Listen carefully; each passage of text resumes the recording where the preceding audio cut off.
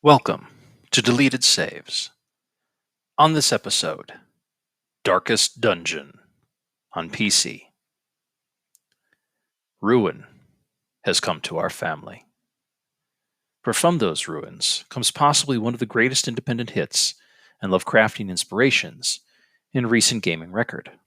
Today I will discuss 2016's Darkest Dungeon. It is hardly fair to say that this game was completely inspired by Lovecraft himself, as it bears none of the hallmarks of his work exactly. It is fairer to say that it is Eldritch horror inspired, similar to how Bloodborne uses its atmosphere of persistent doom and dread to evoke mood before springing the worst creations born of nightmare upon the player.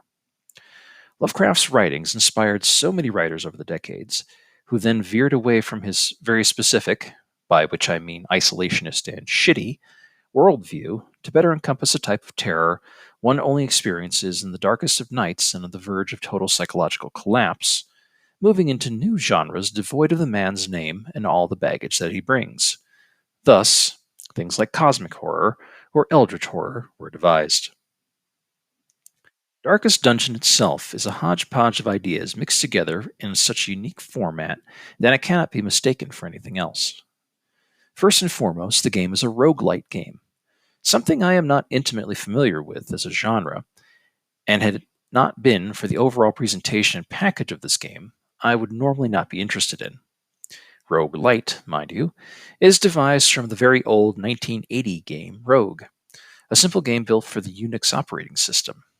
Rogue initiated an interesting concept called permadeath, meaning should your character of the game lose all health, you cannot reload a save or simply respawn. Your character is dead and you must start over. Personally, I think that's overall horseshit and a boring type of gameplay, especially for someone or something playing to relax, but whatever. However, here it works. The plot of Darkest Dungeon is very simple. You receive a letter from your ancestor, which is a vague concept.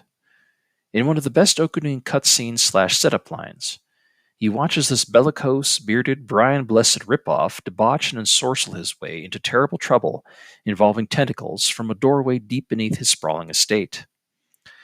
This man is the ancestor, your relative, and he sends you a letter right before he blows his brains out. You arrive, by which I mean the first two characters of the game named Reynold, a crusader, and his footman Dismas, a highwayman. No matter how many times you restart the game, you will always start with these two characters. Canonically, Reynaud is the one who receives the letter, and his fellow adventurer Dismas comes along for the glory. But from here, the game unfolds into a hub town, your new estate, which is in complete and utter chaos and disrepair.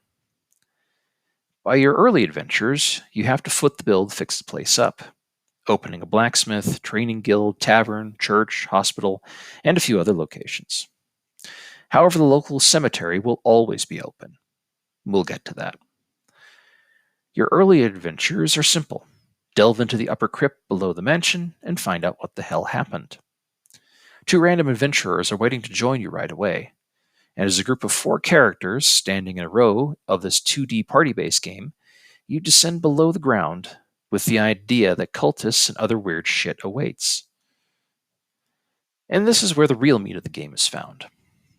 The first thing you will learn as a player is that light is critical to keeping your characters mentally stable and your enemies weak, and managing the in-game stress meter becomes your top priority. The problem is, as the light dims, the odds of your success drops, but the reward for survival against all odds increases. You can become quite wealthy by wandering around in the pitch black and getting into fights with maniacs with rusty hooks and rancid skeletons, but that route is a sure path to complete failure. Or you see, madness is one of the principal mechanics of the game, and enemies utilize it frequently, either through occult power or damage. Your characters will not only lose blood and hit points, but also sanity until you mentally break. Most times your characters will get a negative status effect that continues to damage both them and the party members as they get abusive or morose. But every once in a while, you will instead become a shining beacon of inspiration, driving your terrified fellow adventurers to great feats of heroism. However, should you push an already stressed character to the max, every round that passes may cause them to have a fatal heart attack and die outright. The next thing you learn is that life is cheap. It is incredibly easy to die in this game, but once you get even a little successful, your lands will become a place to be for hordes of new adventurers to prove themselves. Future party members are better regarded as classes. While each new character has a name, you can rename them at any time, and even the pre-generated names just come off as a roster of internet baby name lists with little regard or meaning. The classes, however, are important. Crusaders, highwaymen, men-at-arms, houndskeepers, doctors, gravediggers, and even more oddballs, like cursed shape-changers and those infected with leprosy, come to try their skill and hopefully waste their short lives on wine, women, song, and just maybe a handful of coins for the scars and mental illness they will incur. And ever present is the graveyard, the final resting place of all the characters you lose along the way. A reminder of how terribly you've been playing. And believe me, no matter how skilled you are, you will lose characters and make bad choices. The only means of salvation for your sins being a benevolent RN Jesus. As the in-game weeks roll by, things will only get worse. Most everything in Darkest Dungeon is procedurally generated. From the characters you get every time to the coach rumbles back into town to the ever-present dungeons, which will expand from the catacombs to an infected forest, haunted underground dock, and aqueducts full of mutants. However, every so many levels of difficulty you will encounter a boss monster for each area, usually a souped-up version of the previous one, with a few unique exceptions. These bosses were someone or something the ancestor knew while alive, and he either fostered their ambition into ruin or somehow woke it up while excavating endlessly beneath the estate. Should you manage to kill every single one of them, the real end of the game can begin within the Darkest Dungeon, the true path to the final boss. A procedurally generated role-playing game is a hard thing to pull off, but Red Hook Studios, the game's creator, has managed it well. However, there are ways to improve your survival odds.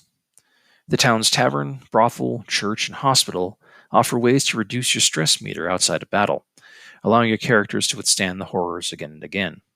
And the blacksmith and the adventurers guild trainer strengthen your weapons and armor and allow new survival skills to be unlocked. There will even be a wilderness survival trainer who will help your character learn to get better rest while on prolonged dungeon crawls, something that is dangerous to do but necessary.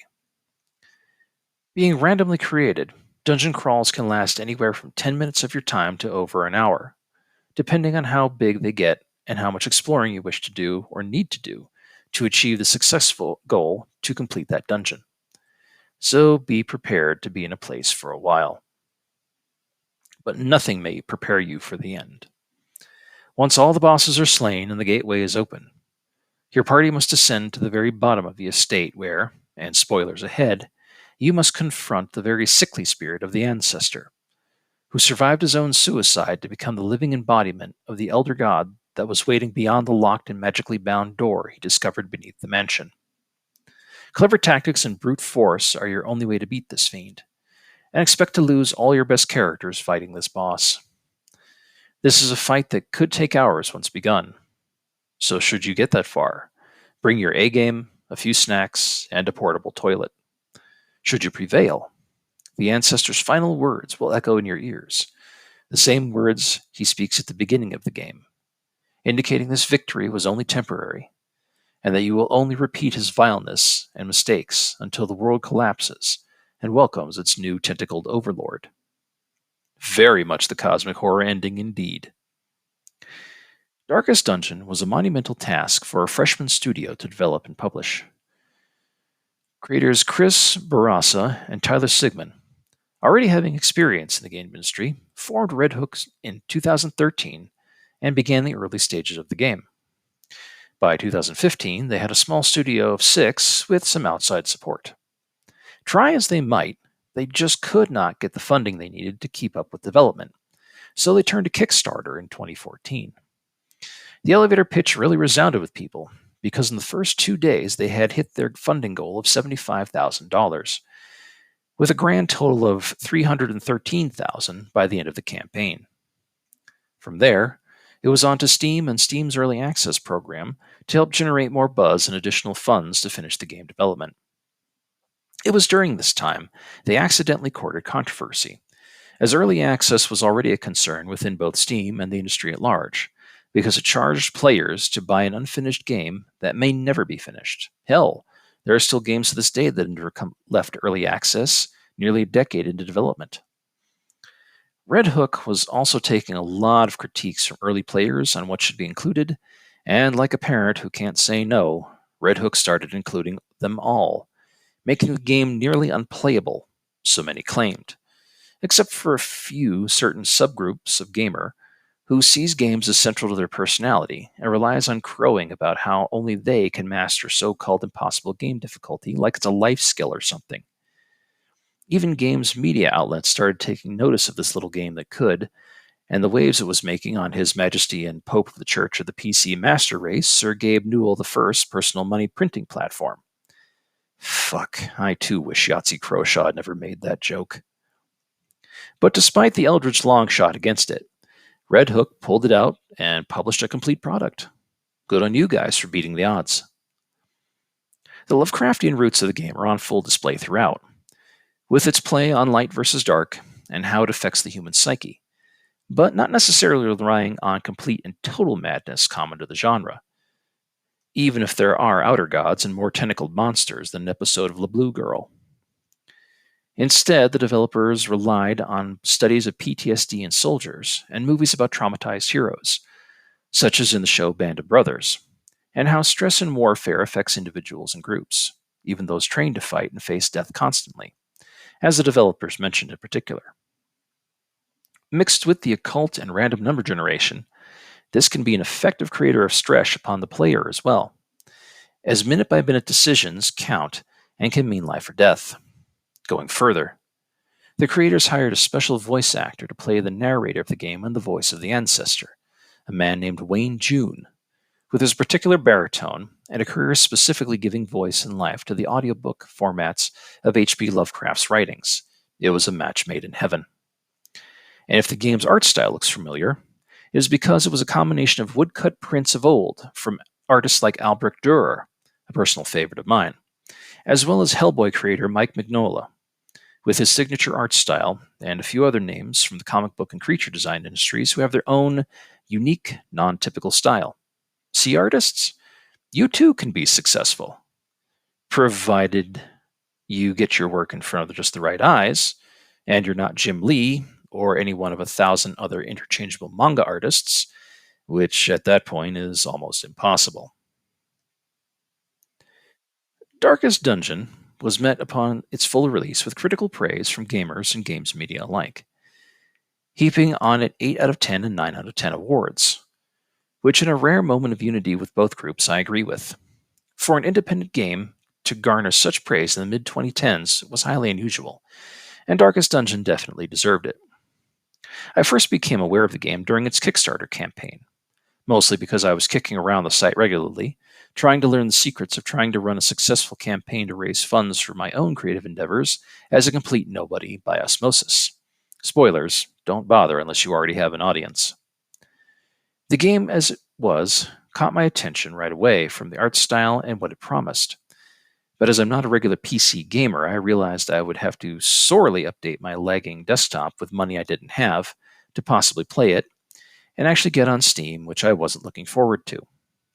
I still don't like the platform and its adherents, but they have a market cornered.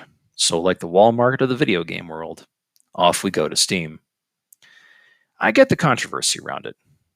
But again, it seemed like a lot of smoke being blown up our collective skirts about something that turned out to be nothing, like many an online controversy. At least in this case. The game has since been released on most every platform for every player to experience, and received patches and DLC updates to expand the world and make it more colorful, and a lot more grim. I'm down for that. Darkest Dungeon is a masterwork of the Eldritch horror genre, a beautiful and dark design that was, in Wayne June's words, a powerful blow for the indie game scene. It is also genuinely terrifying in a way that has nothing to do with buckets of gore and whispers in the dark. The stress system and permadeath of the game, combined with the terrible atmosphere and its punishing risk reward system, have done more to create genuine dread than many other games of its ilk. The Lovecraft-inspired trappings drew me in. The world that was crafted from it has yet to let me go, after all these years. An industry populated by quick cash-in tropes and lackluster copy-pasted ideas, this game made the words roguelike and roguelite worthwhile, even when I have very little interest in the games made with those badly overused descriptors. The game even received a sequel, which does not seem to have reached the fevered popularity of the original held among gotcha trend-chasing YouTubers and all the IGN and Game Informer clones of the world even half a decade ago, which is fine by me. This is a great game to play for spooky season, or any season really, even if just for a little while to get your ass beat while a sonorous voice pours liquid poison in your ear, urging you towards greater feats of risk and loss for the slim chance of victory, and only providing cold comfort in defeat. Plus, there is a small bonus ending if you keep Reynard and Dismas alive through the entire campaign and use them to defeat the ancestor, so something to look forward to. There are only two games, I feel, in all of video game history that have truly done Lovecraft and all the genres of cosmic and eldritch horror properly. One, which I have mentioned at the beginning of this episode, I will cover in detail at a later date. The other is right here before you, in the yawning black portals of Darkest Dungeon. If you haven't played it, go do so. If you haven't played it in some time, go back and visit. Just don't let the rot take you. But even if it does, take heart, brave champions of light. There will always be fresh blood and new sword arms set to be thrown into the bleak halls of this cursed house to seek fame and glory, and even a sliver of wisdom, as they step lightly over your cooling corpse. Thank you for listening.